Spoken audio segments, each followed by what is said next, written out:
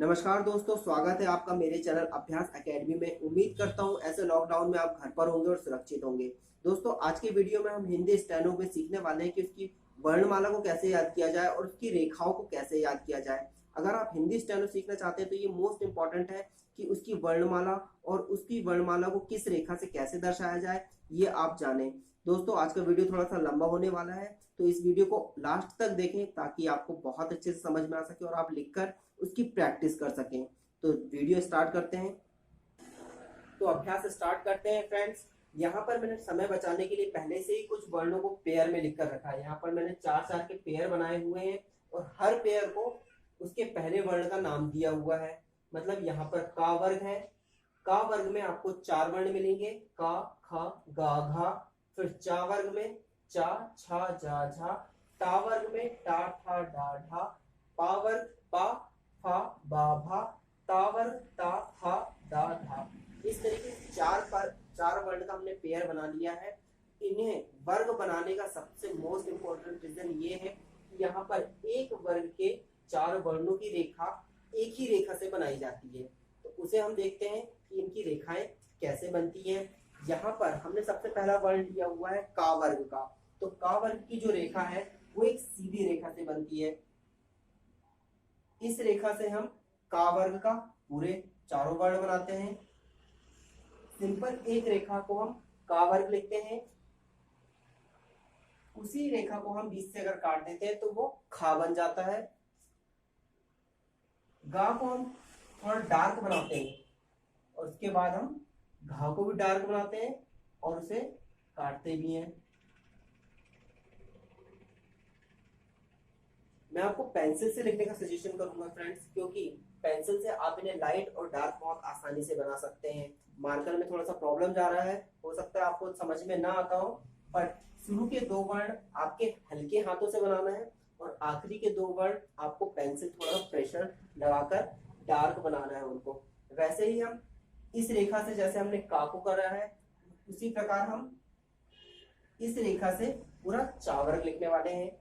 तो सिंपल एक रेखा चा, इसी रेखा को काटा तो छा जा और झा। यहां पर भी आप देखेंगे कि पहले के दो वर्ण हमने हल्के बनाए हैं और बाद के दो वर्ण हमने गहरी रेखा से बनाया है। उसी प्रकार तीसरी जो रेखा है वो सीधी रेखा से बनेगी। ता था डा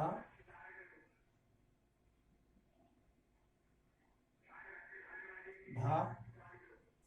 तो टा वर्ग भी हमने सीधी रेखा से बनाया है। अब पा वर्ग जो है हम वो इस रेखा से बनाएंगे।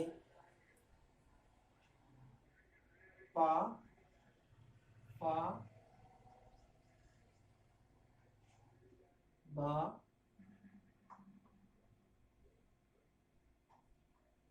भा। ठीक है फ्रेंड्स, ता वर्ग को इन सीधी रेखाओं से थोड़ा सा अलग बनाया जाता है, इसे राउंड से बनाया जाता है, जिसे अगर हम यहां से यहां तक इन लाइनों को जोड़ दें और यहां से यहां तक इन लाइनों को जोड़ दें तो ये जो दो रेखाएं हैं जो हमारे व्रत की आधी भुजाएं हैं, इनसे हम ता वर्ग को बनाते हैं। ता था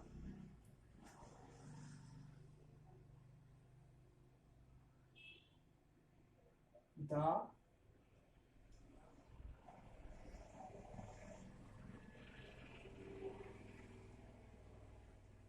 धा। तो यहाँ पर हमने इन रेखाओं के द्वारा पूरी सारे वर्णों की रेखाओं को बनाया है। एक बार फिर से समझ लेते हैं। का वर्ग को एक सीधी रेखा से बनाया है, उसी रेखा को काट देते हैं तो खा बन जाता है। का की रेखा को अगर हम डार्क करके लिखते हैं, गहरा लिखते हैं तो गा बन जाता है, और उसी रेखा को गहरे लिखकर अगर हम काट देते हैं तो वो घा बन जाता है। सेम अगले वर्ग में चा वर्ग, जो कि इस रेखा से बनाई जाती है। चा वर्ग को भी सीधा बनाते हैं तो चा बनता है, उसी रेखा को अगर काट देते हैं बीच से तो छा बनता है। जा को उसी रेखा को थोड़ा डार्क करके बनाया जाता है और उसी रेखा को अगर डार्क करके काट दिया जाता है तो वो झा बन जाता है। यहाँ पर सभी रेखाएं इसी प्रकार की बनी हुई हैं। पहले की दो रेखा आपको हल्की बनानी है और बाद की 2 रेखा आपको गहरी करके बनानी है। तो इस प्रकार से यहाँ पर आप समझ सकते हैं कि इस रेखा से हमने का वर्ग को बनाया है, इस रेखा से हमने चा वर्ग को बनाया है, इस रेखा से हमने पा वर्ग को बनाया है, इस रेखा से हमने ता वर्ग को बनाया है। ये दोनों रेखाएं ता वर्ग कहलाएंगी। और ये जो सीधी रेखा है, इस रेखा से हमने ता वर्ग को बनाया है। तो इस प्रकार से हमने 5 वर्ग बनाए हैं, मतलब कि 20 वर्ण हमने यहाँ पर लिखकर उनकी रेखाओं को पढ़ा है। तो अगर आप इस प्रकार से वर्णों को याद करते हैं तो आप आसानी से वर्णों को याद कर सकते हैं, और उन्हीं वर्ग के द्वारा अगर आप इस प्रकार रेखाओं को पढ़ें तो आपको रेखाएं भी याद हो जाएंगी। आइए अब इनके आगे के और वर्णों को भी हम देखते हैं।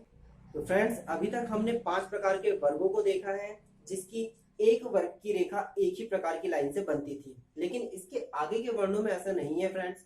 इसके आगे के वर्ण जो हैं, उनकी हर एक रेखा एक दूसरे से अलग है, इसलिए इन्हें वर्ग नहीं कहा जाएगा, इन्हें अलग अलग लिखकर याद करना है। इन्हें वर्ण में याद करने के लिए आप इस तरीके से इन्हें सीक्वेंस में अपने हिसाब से जमा कर याद कर सकते हैं। इनकी रेखाओं को देख लेते हैं, इनकी रेखाएं कैसे बनती हैं। तो अभी तक हमने का वर्ग, चा वर्ग, टा वर्ग, पा वर्ग और ता वर्ग 5 प्रकार के वर्गों को पढ़ा है। अब हम देखने वाले हैं माँ। माँ की जो रेखा है दोस्त, वो इस प्रकार से बनती है। अगर मैं यहाँ पर समझाऊं आपको, तो आप एक व्रत बनाकर देखिए, और उस व्रत को इस प्रकार से अगर हम रैंडमली क्रॉस में काट देते हैं तो हमारे पास 4 प्रकार की रेखाएं निकल के आती है। 1 2 3 4। तो यहाँ पर ऐसे ही हम ऊपर वाले जो व्रत का टुकड़ा है, उस टुकड़े से हम माँ को बनाते हैं। उसी प्रकार नीचे वाले भाग से हम ना को लिखते हैं।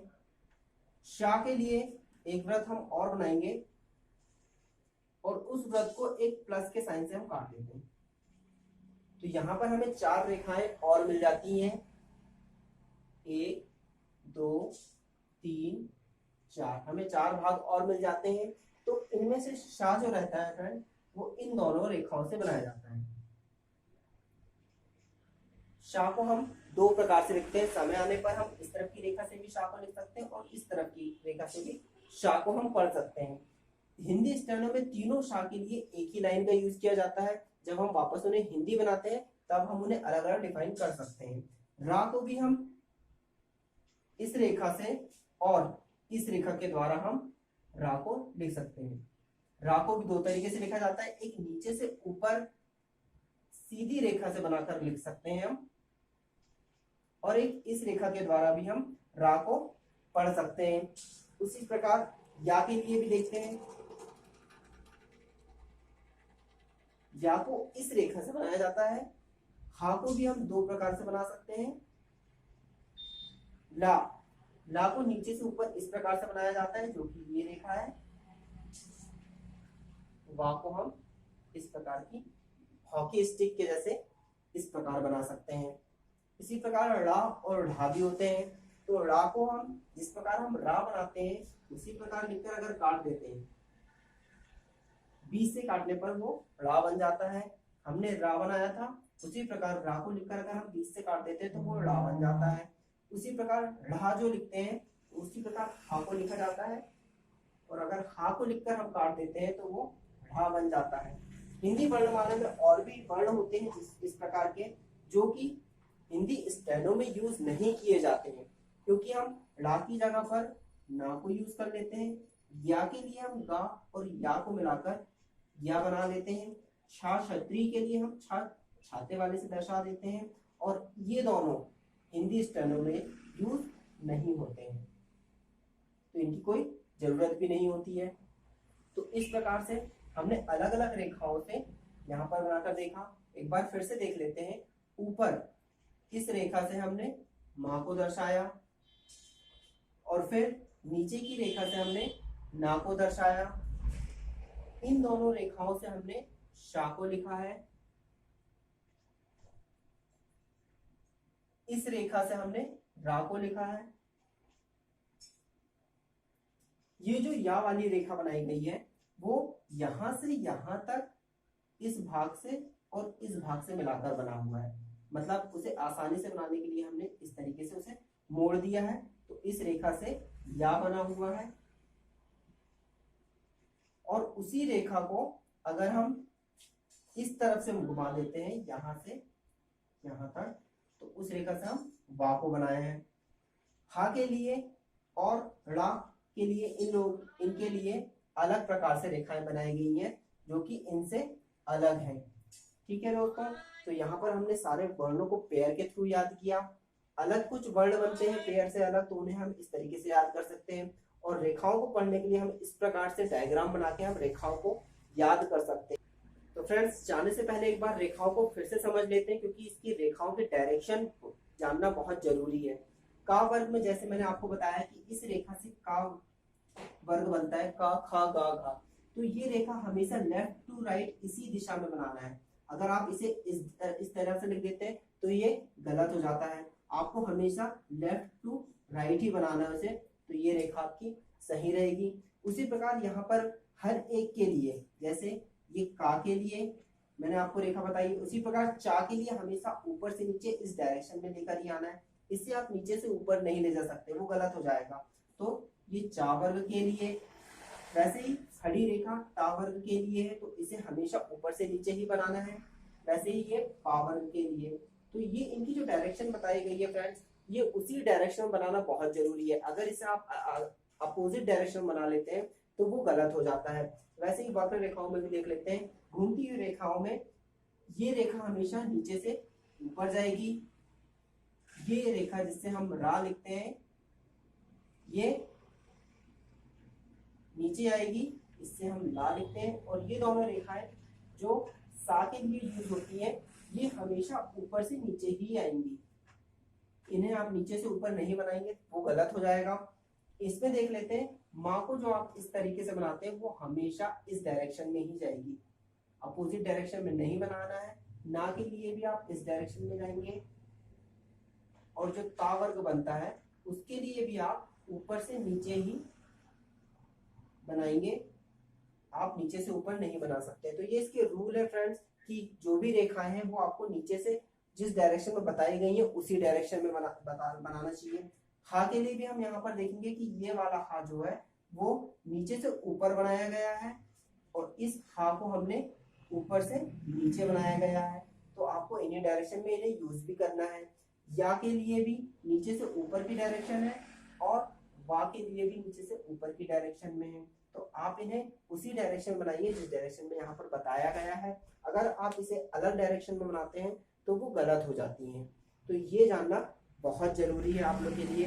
तो आई होप आज की वर्णमाला और उनकी रेखाएं आपको बहुत अच्छे से समझ में आई होंगी। अगर समझ में नहीं आई है तो आप एक बार फिर से मुझे कमेंट बॉक्स में लिखकर बता सकते हैं। और स्टेनो से रिलेटेड अगर आपको किसी और टॉपिक में एक्सप्लेनेशन चाहिए तो वो भी आप मुझे कमेंट में लिखकर जरूर बताएं। मैं अगले वीडियो में उसे जरूर ऐड करके आपको बताऊंगा।